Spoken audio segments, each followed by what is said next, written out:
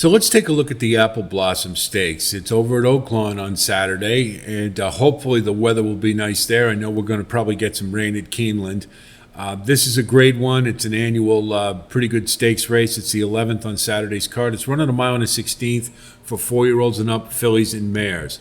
And if we take a look at the field, it's certainly led by the top two here. Adare Manor coming in for Bob Baffert, the California shipper, as well as Wet Paint, who just dominated at Oaklawn last year on the Oaks Trail.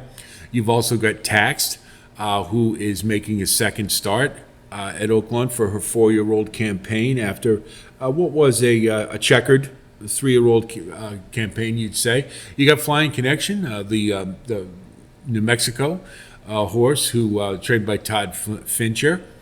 Misty Vale, a perennial Oaklawn attendee. Honor D. Lady and Bellamore are also a couple who have been there regularly. And then Shotgun Hottie, the Cherie DeVoe trainee who's been at Oaklawn this winter. So let's take a look at them individually. And the first thing to note is there really isn't a confirmed front runner in this race. You got a lot of horses who like to stay just off the lead, meaning in like the second spot, but none that really absolutely have to have the lead. I think it'll probably be Free Like a Girl. If you look at the pace fractions, she probably, from the one hole, I think it's logical. That's the way she likes to run, so I think they'll just send her.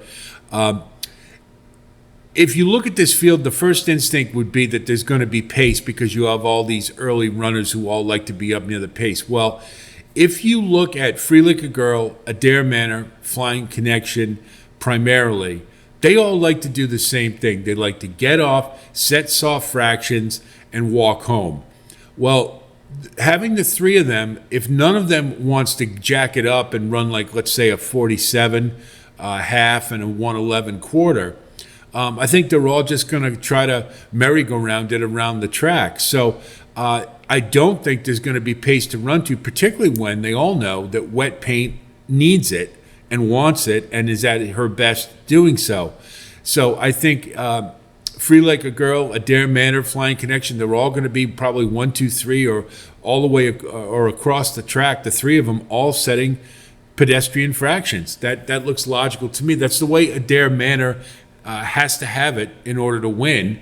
Now, Adare Manor is a horse I love to beat because she doesn't run against anything in California. The time she has shipped, she has not been successful, and she just doesn't run against anything. So this is certainly a step up for her, and I just have a feeling she's going to wilt. Now, she's good enough to stay in the mix. There's no question about that.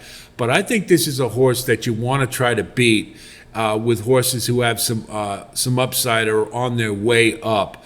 And I think she's going to get enough pressure from Free Like a Girl and Flying Connection that may just soften her up a little bit. And you'll also have Misty Vale and Bellamore. They like to run right up near as well.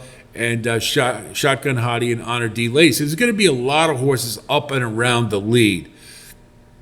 So I think it highly unlikely that Adare Manor is going to be able to get set soft fractions and just walk away. I just don't think it's going to happen. But I don't think the pace will be quick either. If the pace is the way I think it's going to be, like 48, 113, 49, 112, something like that, there's a couple horses in here who have a little more in the tank and are used to running when the pace is a little quicker and have a little more left. And those are Honor D. Lady and Shotgun Hottie. And of the two, I like Shotgun Hottie, of course, for the price, but also she's poised, coming in third off the layoff. I liked her last race. She went wide all the way around the track, and granted, had no excuses, but kept coming late, and it looked to me like the kind of race that told you that the next one was when you wanted to have her, and I think that's the case here. Honor D. Lady is also one in the Royal Delta last time. She proved that she can run rate against hot fractions and still have enough left to close it out. And so those are the two I think this race runs through, in my opinion. And I'm liking Shotgun Hottie a little bit more just for the third off the layoff angle, and Honor D. Lady is coming off the bench.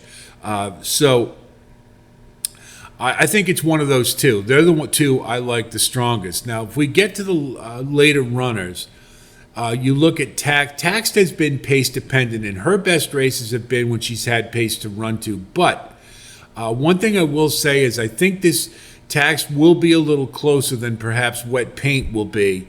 And I think she's a horse on the improve, and usually when that occurs, then they can get a little closer to the pace, and it doesn't sap their ability to finish.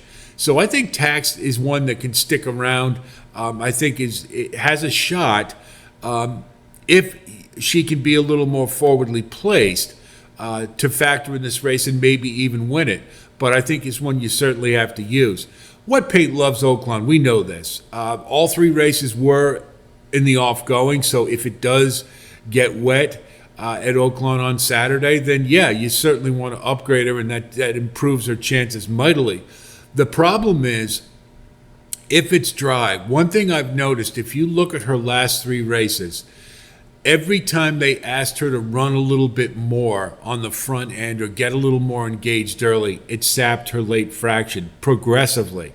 So her last three races, she had to engage herself a little bit more early every single race, and she didn't have anything left in the tank late. Not having pace to run to here, I think, works against her. The other thing is she is coming off the bench. Now, we know Brad Cox knows how to get him ready coming off the bench. That's true, but I don't think the scenario is optimum for Wet Paint. And the other thing is it closes more often than not need a race when they come off the bench. And so, to me, circumstantially, there's a lot of things working against Wet Paint in this race. And at 3-1, making her 4-year-old debut, and of course, you always do have to remember, we don't know if they've made any step forward significantly from 3 to 4.